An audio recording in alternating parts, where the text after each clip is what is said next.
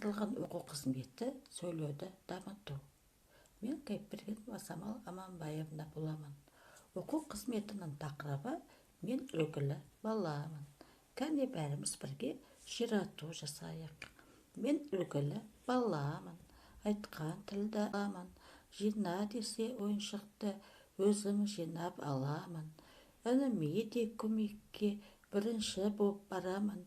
Төсекті өзім жинаймын, үлкендерді сыйлаймын.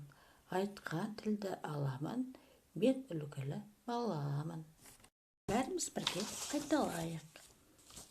Үлгілі, примерный, ағылшынша экземпляри. Жақсы. Ендеше балалар, үлгілі бала болу үшін сабақты жақсы оқу керек, тиянақты болу керек, анасына көмектесе білу керек. Айтқан тілді алатын баланы біз үлгілі бала деп айтамыз. Ендеше балалар, мен сендерге нағыз дос деген әңгімені оқып берейін. Бәріміз бірге құя тыңдайық. Ерлан мен Дидар жақын достар. Олар көрші тұрады. Ата-аналары да бір-бірін жақсы таниды. Екеуі кішкентай кездерінен бірге ойнайды, бірге серуендейді. Бірде серуеннен келе жатса, алдарынан үлкен ит шығып, Ерланды бас салады. Балалар, Ерлан мен Дидардан оқиғасын өз ойларымен жалғастырыңдар. Әрі қарай не болды деп ойлайсыңдар? Оқиға немен аяқталуы мүмкін? Егер сендер Дидардың орнында болсаңдар, не істер едіңдер? Назарларыңды мына суретке аударыңдаршы. Суреттерді қара, өзіне ұнаған суретті таңда. Мына балалардың қайсысынан үлгі алар едің?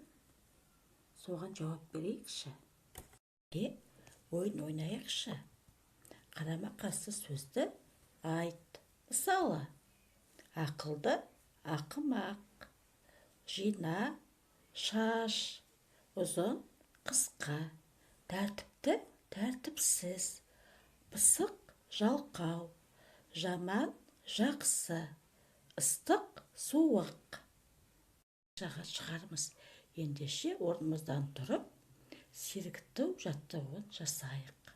Орнымыздан тұрамыз, қолды белге қоямыз, бұрыламыз, оңға бір, бұрыламыз, солға бір. Біз үлгілі баламыз, гүл-гүл жайнап жанамыз. Жаттығулар жасасақ, жақсы сергіп қаламыз. Келесі тапсырма, сурет бойынша әңгіме құра. Айсұлуға қай суреттен үлгі алуға болады? Жоғарыдағы суреттен бе, әлде төмендегі суреттен бе? Ендеше, мына мақалдардың мағынасын түсініп алыңдар. Бәріміз бірге қайталайық. Жақсыдан үйрен, жаманнан жирен.